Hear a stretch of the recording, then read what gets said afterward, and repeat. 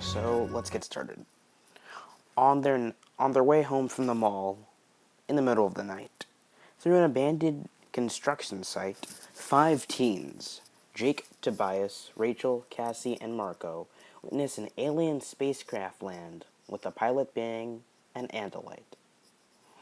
A blue centaur-like being with what you would imagine an alien's head would probably look like, except with no mouth. And this specific Andalite is special. He's Prince Elfangor. And he's dead. Well, not dead yet. He's dying, unfortunately. And with his final act, he gives these teens a blue cube. A friggin' blue cube. But not just any friggin' blue cube. A friggin' blue cube that can give them the power to morph into any animal they touch. Of course, there are consequences to this MacGuffin, such as a 2-hour time limit, which afterwards, if you're still morphed after 2 hours, you stay that way, and that comes to bite our protagonist in the ass later on in the series. Also, it can heal wounds. Now, with some of his dying words, he warns them of a secret alien invasion by creatures called Yeerks, and basically they use their newly attained powers to fight them off. Now, let's go to the characters. First, Jake, the white Wonder-Bread protagonist, the leader of the Animorphs, because white people. Initially, he was reluctant to lead, but then he changed his mind when he learned that his brother Tom, another white guy, was a controller. White guys always have to be evil, or good. Both. White guys get everything. Yay, America. Anyways, a controller is a human with a Yeerk, or not just any human, pretty much any species with a Yeerk. And there are more than just humans in this, and Yeerks. There are tons and tons of aliens. But we'll talk about those later. Now, back to the subject of Tom. In Book 6, out of 54, The Capture, in which Jake is temporarily infected by a Yeerk and became a controller. And this specific Yeerk that he was infected with used to belong to his brother before he was promoted. And he learns that his brother is still fighting, and that he is still somewhere deep inside of there. You see, when a Yeerk takes control of you, you lose all your free will, so there's no way to stop it. No way to fight it. It's pretty much over. Unless you're freed. Pretty dark. Yeah. Anyways, aside from being the brother to Tom, he is also the cousin to Rachel, one of the other teens that was walking home that fateful night. Also, Marco is his best friend, since they were little kids, and Cassie, well, she's not his girlfriend. Next, let's move on to Rachel. She's the toughest member of the team, in fact, being called Xena Warrior Princess by many of the team. Aside from being related to Jake and Tom, she is the best friend to Cassie. She and Marco are also friends, if you could call them that. More like playful teasing. And they even dated in the alternate universe of Animorphs Book 4. Although, the person she mainly has romantic implications for is Tobias. And, yeah.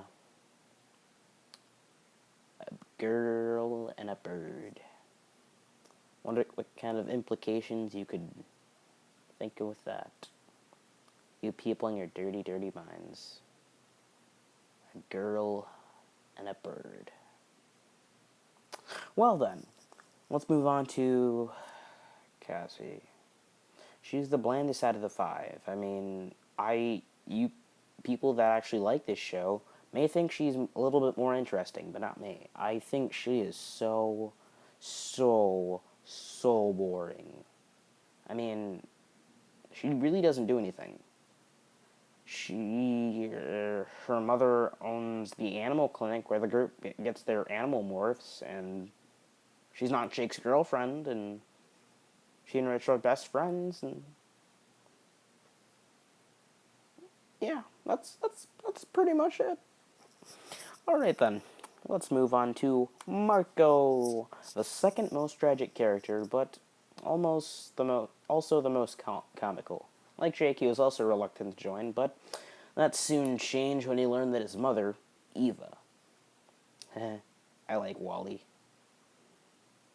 Anyways, his mother Eva was a controller, but not just any controller. Visor 1, the leader of the entire Yeerk army. And listened to no one but the Council of 13, but we'll get to them never. Anyways, Eva was thought to be dead, and by Marco and his father, and basically, Marco's father broke down and pretty much can't be around people anymore because of that. So, yeah, that's an issue. That's why it's the most tragic. Anyways, let's move on to the next character, Tobias. The saddest character in the entire series.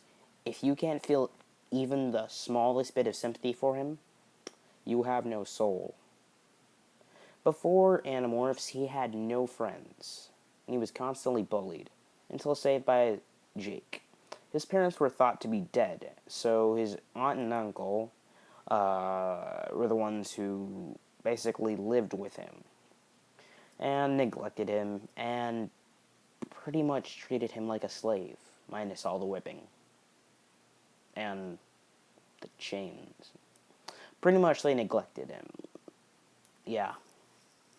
Going a little overboard there. Anyways,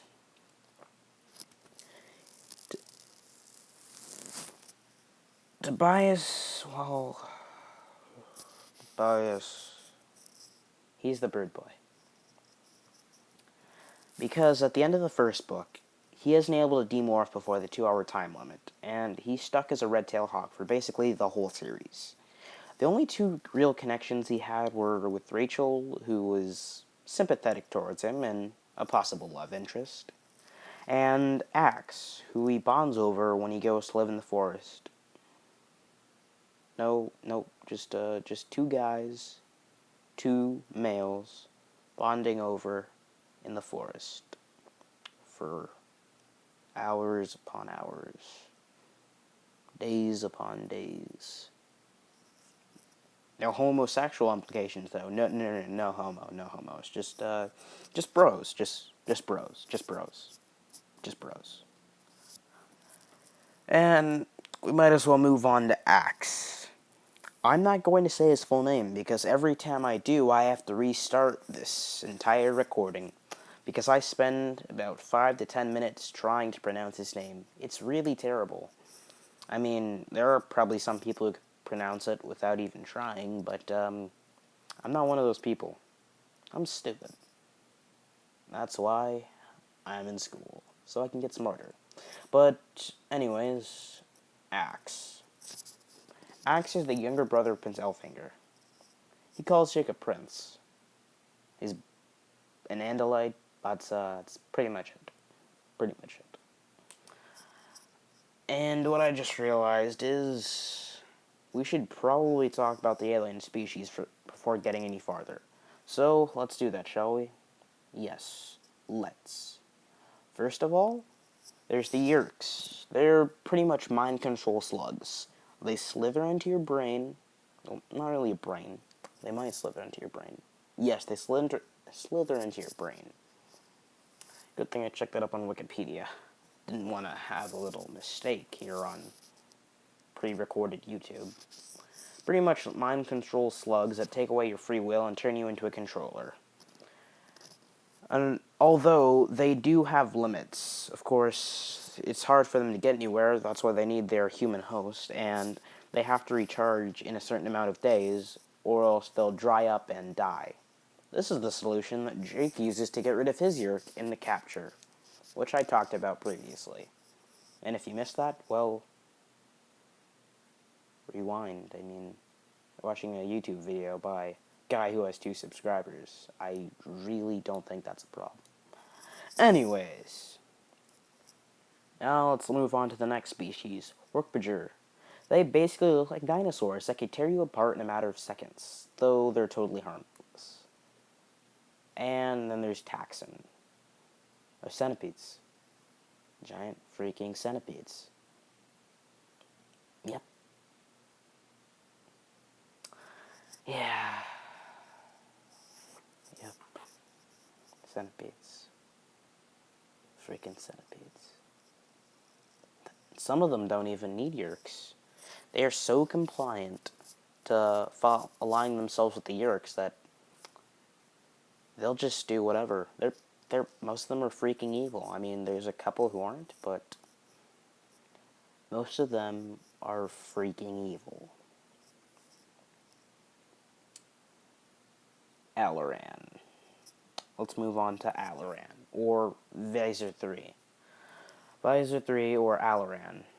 Alaran was a former Andalite war prince that lost respect from all the Andalites after decimating the Hork-Bajir population in a battle versus Andalites and the Hork-Bajir controllers, in which he released a quantum virus that later... Yeah, that was a pretty stupid decision later on. He pretty much just gave them Ebola. And I think we all know how deadly Ebola can be. I mean, look what social media's done. I mean, though no one talks about it anymore. And eventually, years afterwards, this video will become completely laughed at. Not because it's bad, but that will be one of the reasons, but because Ebola will eventually be cured. And, well, yeah, I just realized I'm turning this into a medical rant. I don't like those. Exactly why I don't watch CNN. Anyways, he later became infected with a yerk as a result of Prince Elfangor's intolerance and became the first ever Andalite controller. And Visor 3. He is a no-nonsense controller that plans a stealthy invasion and initially sees Animorphs as the Andalite bandits, because he thought no human had demonstrated the possibility to morph before, as he didn't know that they had been given the power to morph. With the blue box, of course. Of course, I'm nagging on, and yes, let's go on. Once promoted to Visor 1, after the previous Visor 1, or Eva, gets taken out of power, he turns the invasion into an open war. Now, Visor 2. Visor 2, who cares about him? He doesn't have anything, really. I mean, he's the main villain of Operation 9466 in The Deception. Afterwards, he's no threat ever again, and his fate is unknown at the end of the series, but no one really cares. And the final one, Visor 1, or Eva. Visor 1 was the highest-ranking Yerk officer, and is the biggest threat. It is revealed later on that they planned a secret invasion due to children conceived by a former host that Visor 1 had. And this is quickly learned by the Council of 13, her superiors. She is to be questioned and executed. However, she frantically escapes Eva's body, and this happens when the Animorphs attempt to rescue Eva, and she, meaning Visor 1, is stomped to death by Marco.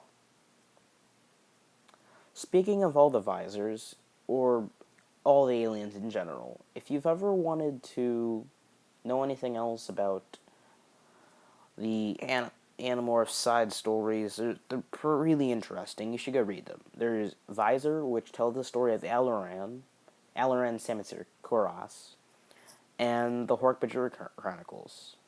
God, I just hate how much I keep on saying Hork-Bajir. I'm totally ruining the name. Kay Applegate would be so mad at me if she knew. This was how I was pronouncing it.